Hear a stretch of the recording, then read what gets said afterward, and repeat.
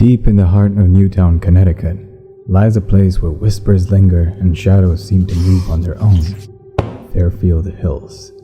Once a psychiatric hospital, its decaying walls now stand as a haunting reminder of its dark past.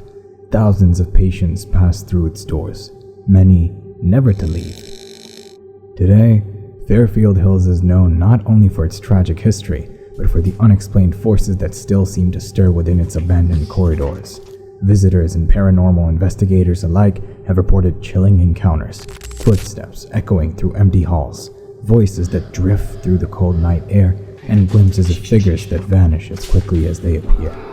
In this video, we dive into the twisted history of Fairfield Hills and share the terrifying stories of those who have come face to face with the unknown. Fairfield Hills opens its doors in 1931, built to alleviate the overcrowding of Connecticut's other state mental hospitals. Spanning over 770 acres, it was designed as a self-sufficient institution, isolated from the rest of the world.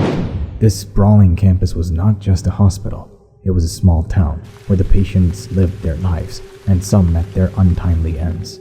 The grounds of Fairfield Hills were home to over 20 buildings, connected by a labyrinth of underground tunnels.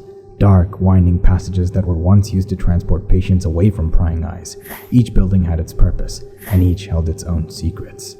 Newtown Hall, the heart of the campus, served as the administration building. It was here where doctors and staff determined the fate of their patients. Just beyond that stood Woodward Hall and Norwalk Hall, where most of the severe cases were housed. Patients subjected to treatments like electroshock therapy, hydrotherapy, and even lobotomies, often with little success. The Shelton House and Cochrane House were dormitories for the staff, while Kent House and Edwards Hall held female patients, who were often deemed dangerous or disturbed. The air inside these buildings still carries the weight of their suffering, and, according to some, the restless spirits of those who never escaped. Looming over it all is Bridgewater House, a massive brick structure where the most violent male patients were kept, locked away from the rest of the world. It's said that many of the strange occurrences center around this building, its walls soaked with years of misery, rage, and madness. Though Fairfield Hills was officially closed in 1995, its grounds remained frozen in time. Buildings stand abandoned, decaying, yet something seems to live on in the dark corners and hollowed-out rooms. Many who visit claim that the spirits of former patients still wander the halls, seeking a peace they never found in life. But it's not just the eerie silence that chills the bones of those who dare explore the grounds. Deep beneath the twisted, crumbling remains of Fairfield Hills lies a secret far more terrifying than the hospital's grim history: the tunnels. Dark, damp, and labyrinthine, these underground passageways once connected the buildings, a way to move patients in the dead of night without exposing their suffering to the outside world. But some souls, it seems, never left.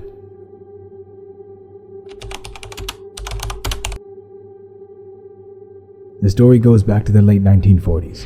One patient, a young woman named Margaret, was committed to Fairfield Hills after being diagnosed with severe schizophrenia. She was known for her violent episodes, unpredictable fits of panic, and terrifying visions. Margaret was eventually subjected to a lobotomy, a crude and brutal procedure intended to calm her. The procedure left her mind broken, her body compliant, but her terror only deepened.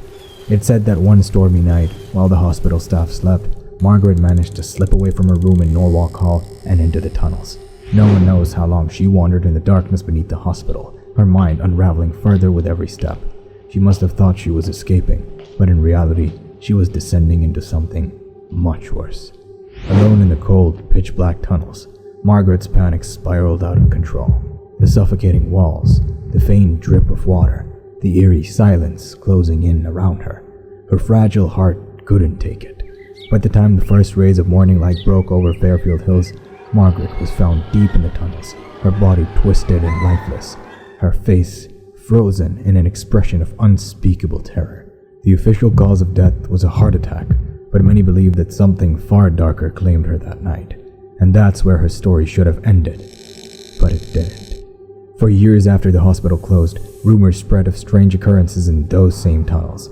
Visitors reported hearing distant, hissing screams echoing through the dark, as if someone was trapped far below, lost in a panic they could never escape. These whispers were dismissed as urban legends until the day the first group of modern-day explorers entered the tunnels. Teenagers, lured by the thrill of trespassing into a haunted asylum, ventured into the bowels of Fairfield Hills with flashlights in hand. They laughed at the warnings, mocking the stories of Margaret's restless soul, but their laughter soon faded as they descended deeper. It began with the sound of footsteps, but no one was behind them. Then came the scratching, a faint, maddening noise, as if nails were scraping against the stone walls, growing louder with every turn. And then, the screams. The teens described a horrific, guttural scream that seemed to come from all around them, bouncing off the walls of the tunnel. They say it wasn't a normal scream. It was full of desperation, fear, and rage.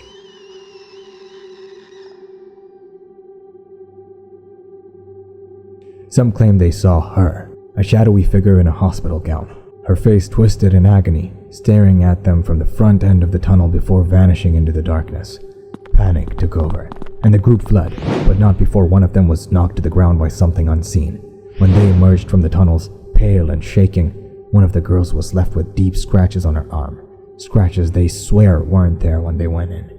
Since then, more and more visitors have come forward with their own chilling encounters. Some hear the whispers, others the screams, and those who dare to spend too long in the tunnels claim they feel the cold, unseen presence breathing down their necks, waiting for them to take one wrong step. No one knows exactly what happened to Margaret in her final moments, but one thing is clear: she never left. Margaret's tormented soul still haunts the tunnels of Fairfield Hills, waiting in the darkness, her terror echoing through the ages. So if you ever find yourself exploring the abandoned halls and tunnels of this asylum, listen carefully. You might just hear the hissing screams of a soul who can never find peace.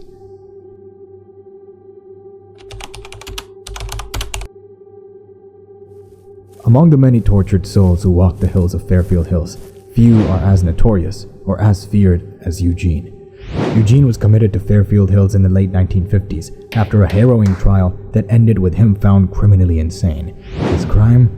A string of brutal homicides, carried out with a cold detachment that shocked the small town he once called home. Once inside the asylum, Eugene became one of its most infamous residents.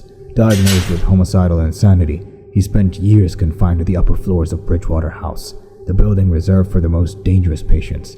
His mind was lost to the dark recesses of his own madness, and even the staff avoided his room when they could. There were whispers among the nurses that Eugene could feel death coming for him, that he would speak of it in strange, cryptic ways, as though it was something tangible, something waiting for him just beyond the veil of reality.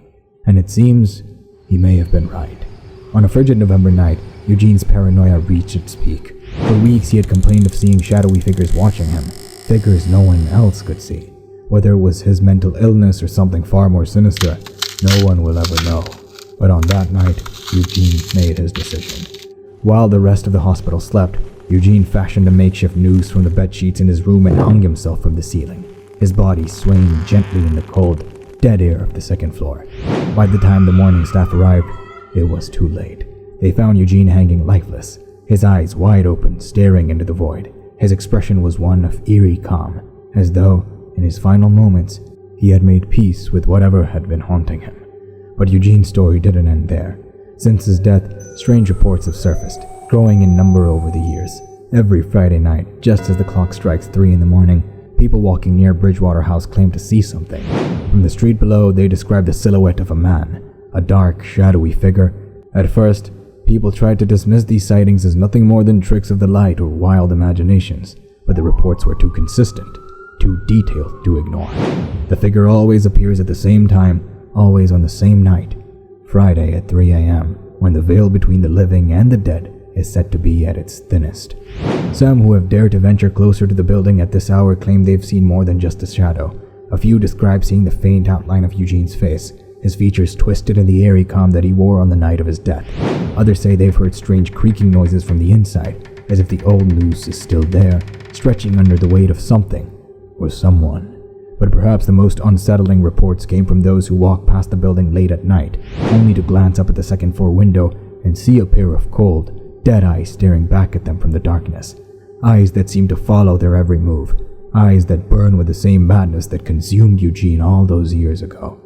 Locals have come to call it the Hanging Man, They say that Eugene's tormented soul is still trapped within Fairfield Hills, doomed to relive his final moments over and over again. And every Friday at 3 a.m., his spirit returns to that second-floor window, his silhouette a dark reminder of the horrors that took place inside. So if you ever find yourself near Fairfield Hills late at night, be warned. Look up at the second floor, and you may just see Eugene hanging there, his eyes locked onto yours, as if waiting for someone to join him in his eternal, ghostly vigil. Today, Fairfield Hills stands at a crossroads. After years of decay and silence, the town of Newtown is working hard to transform the grounds of this once ominous institution. They are attempting to breathe new life into its storied past, repurposing the grounds with modern developments, hiking trails that wind through the hills, a state-of-the-art sports complex and recreation facility, even a town pub where locals can gather. The vision is to create a community space full of positive energy to overshadow the years of suffering that once filled these walls. But the tragic history of Fairfield Hills is not something easily forgotten. The echoes of its tragic past still resonate through its halls, reminding us that some places, no matter how hard you try, are forever touched by the spirits of what once was. For now, the town moves forward, hoping to embrace its dark past while elevating its future, a delicate balance between honoring the memories of those who suffered and building something new, something better. But as Fairfield Hills' story has shown, nothing is ever certain. Shadows still linger, whispers still float on the breeze, and some stories may never truly end. So as the redevelopment continues, one can only wonder, is it enough to dispel the spirits of Fairfield Hills, or will they always remain, forever watching, forever waiting?